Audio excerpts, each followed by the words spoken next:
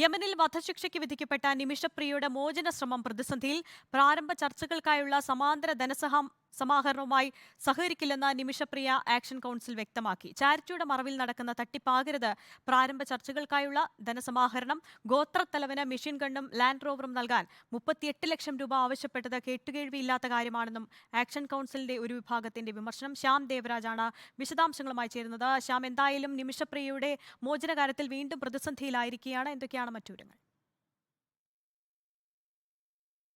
ആര്യ, യമനിൽ വധശിക്ഷയ്ക്ക് വിധിക്കപ്പെട്ട് ജയിലിൽ കഴിയുന്ന നിമിഷപ്രിയയുടെ മോചനവുമായി ബന്ധപ്പെട്ട പ്രാരംഭ ചർച്ചകളാണ് പ്രതിസന്ധിയിലേക്ക് നീങ്ങുന്നത്. ഇതിൽ കഴിഞ്ഞ മാസം 20-നാണ് നിമിഷപ്രിയയുടെ അമ്മ പ്രേമകുമാരിയും ഒപ്പം ആക്ഷൻ കൗൺസിൽ അംഗം സാമുവൽ ജെറോമും യമനിലെത്തിയത്. തുടർന്ന് അവർ സനായിലേക്ക് നീങ്ങുകയും ചെയ്തു. കഴിഞ്ഞ ഒരു മാസത്തോളമായി അവർ സനായിലാണ്. എന്നാൽ ഇതുവരെയും ഈ ഒരു മാസത്തോളം ആകുമ്പോഴും തലാൽ അബ്ദു മഹദിയുടെ കുടുംബത്തെ കാണാൻ ഈ സംഘത്തിന് കഴിഞ്ഞിട്ടില്ല. പ്രേമകുമാരിക്കും സംഘത്തിനും കഴിഞ്ഞിട്ടില്ല. ഗോത്രത്തലവനുമായി ചർച്ച നടത്താൻ 38 ലക്ഷം രൂപ വേണം എന്ന കാര്യമാണ്. ഏതാണ്ട് ഈ പണം ആക്ഷൻ കൗൺസിൽ നൽകേണ്ടതുണ്ട്.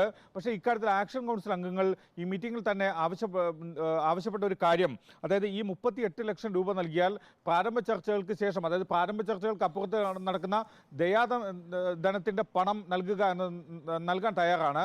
പക്ഷേ ഈ പ്രാരംഭ ചർച്ചകൾക്കായുള്ള പണം നൽകിയാൽ മോചന ശ്രമം സാധ്യമാകും എന്ന് ഉറപ്പുണ്ടോ എന്നാണ് ആക്ഷൻ കൗൺസിൽ അംഗങ്ങൾ ചോദിച്ചത്. എന്നാൽ അത്തരമൊരു ഉറപ്പ് നൽകാൻ ഈ മധ്യസ്ഥ ചർച്ച നടത്തുന്ന ആളുകൾക്ക് കഴിഞ്ഞിട്ടില്ല എന്നതാണ് ആക്ഷൻ കൗൺസിലിൽ ഒരു വിഭാഗം ഉന്നയിക്കുന്ന ഏറ്റവും പ്രധാനപ്പെട്ട ആക്ഷേപം. ഈ സാഹചര്യത്തിൽ സമാഹരിച്ച പണം 38 ലക്ഷം രൂപ ഈ മറുവിഭാഗത്തിന് കൈമാറാൻ കഴിയില്ല.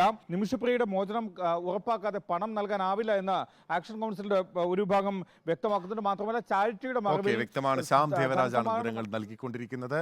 കേട്ടുകേൾവിയില്ലാത്ത കാര്യങ്ങളാണ് അവിടെ നിന്ന് ആവശ്യപ്പെടുന്നത് എന്നാണ് ആക്ഷൻ കൗൺസിലിന്റെ നിലപാട്.